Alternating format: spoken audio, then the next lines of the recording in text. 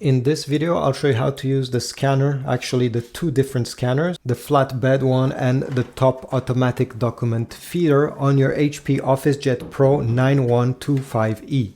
So what we need to press first is the menu button.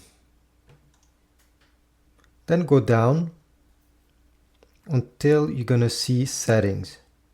Click on the settings. Then select network. Select Wi-Fi, the first option. Make sure Wi-Fi is indeed turned on. And then we need to click on Start beside Wi-Fi Setup Wizard.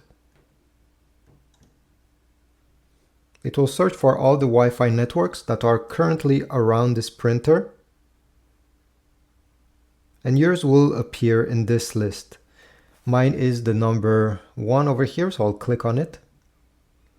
And now it's time to type the Wi-Fi password. So simply click on this rectangle. You may have to click multiple times for the screen to register, and now use the keyboard. If your password has numbers, click over here. You also have access to some symbols. Press OK. Submit. OK. And now wait. You're gonna get a green check mark with connection successful. And over here, simply press OK. If you want to scan and get the results on your phone, you need the HP Smart app. It looks like this. Go on the App Store, search for HP Smart and download the app. Then open. This is the main menu of this app. And usually if you didn't add any printers in the past, you should see a Setup or Add Printer button right on the top. Click on it. If you don't see it, you see on the top right corner is the same thing. It's a printer with a plus sign. This is how you add printers. Then select Already Connected to Network, the option below, since the printer is already connected to your Wi-Fi network. And from here, select your OfficeJet Pro 9120E. You may see on the side Finish Setup. You don't have to do it, okay? What they will do if you press here is trying to sell you their subscription service, Instant Ink, where you pay a certain amount of dollars every month and they allow you to print for free. I mean, for free, you're paying, it's not free, but they will allow you to print a certain number of pages, but you won't have to buy ink anytime soon. So this could be something that could be interested, but hey, I won't click over here since I already know what's all about. Now, another important thing to mention, and again, I'm not really happy with that, is that HP requires you to log in into your HP account if you want to use any of these settings down below. So to do this, you need to go on the lower right side over here where you see account, click on it. And if you don't have an account, it takes 2 minutes. It's free to do it. Log in into your account and then you'll be able to have access to these options. So to scan, go down and select Printer Scan. Now it's time to insert the paper in the printer. Let me show you first this scanner. This is the normal scan bed scanner. There was already something here, but let's say I want to scan this page. Well, put it facing down with the top part of your page towards the left side, like that. Then we need to connect the corner, the top left corner of your page with the top left corner of the printer. So simply glide and both of these should touch.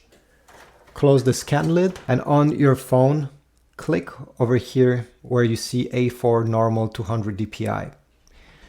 The scanner has a few settings we can change, so you can select the page size. In my case, this is US letter size, so I'll click here. And then input source, you can leave it to automatic. This printer is smart enough to know if you have input paper over here or on the scanner on the top. That I'll show you just in a few seconds how it works. Then quality, by default, it's 200 and just leave it like this for most of the stuff you're gonna scan. If you're going to scan a picture or something with a lot of details, select 300 dpi instead.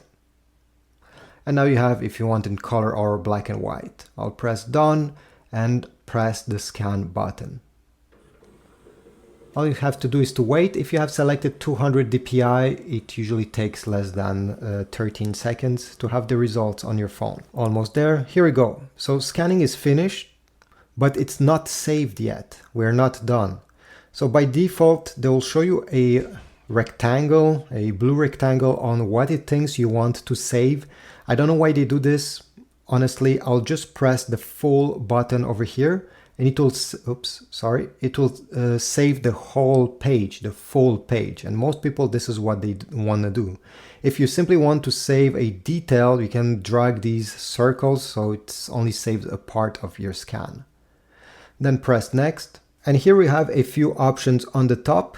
So we have add, but add is not really useful in my opinion, since you can input another page on this scanner and scan it by pressing add, and you'll have multiple pages over here. But this printer has an automatic document feeder that can scan many pages at the same time. So this is not very useful. Then we have rotate, if you want to rotate the result, if you're not happy. So you can press on the page you want to rotate, then rotate over here and you see it changes. I'll press cancel. You have text extract if you want to extract text from your PDF file. So if I want to copy paste this, I can press text extract. And you also have scribble in case you want to put some annotation. So if you want to circle stuff, put arrows, you can do it this way. You can also delete this scan if you are not happy with the results, simply by pressing the three dots and selecting delete. When time comes to save, you have a few options down below.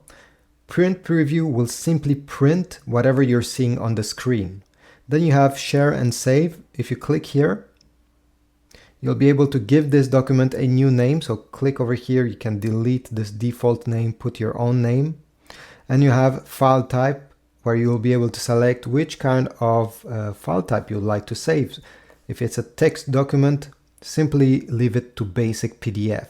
But if it's a picture, maybe a painting, JPEG is what most people will choose. At the end, press continue, and from here you'll be able to share it on social media with your contacts, on certain apps. You can scroll, and then down below you have, if you scroll down, more options, so you can even save it on the memory of your iPhone by clicking Save to Files. Now let me show you how to scan using the top document feeder. As you see here, it has those two flaps. If you're scanning a normal piece of paper, a letter size, you need to push these like that to the extremities. You can flip this part so that the paper that goes out of the scanner doesn't fall on your table. Let's say I have these two sheets of paper I want to scan, so I'll put them, align them, and I'll place them facing up this time with the top part of your page towards the left side. Glide. You're going to hear a small noise just telling you that it has detected your paper. And then on the app, it's the same thing. Click printer scan. It will detect that you have put paper over here and not over there. And press the scan button. As you see now, the HP printer will take each pages one by one and scan them. And at the end, the results will appear the same way on your smartphone, but this time you'll have multiple pages instead of just one. You can scroll left and right to see all the pages that have been scanned, and again, you can save them and edit them the same way I showed you previously. So thanks for watching. If you found this video helpful, leave a comment, subscribe, like, but also check my Amazon affiliate links down below if you want to get some ink for your printer, some paper, or even a brand new unit. Every time you shop through my Amazon links, I get a very small commission and it helps my channel. Thanks and have a beautiful day.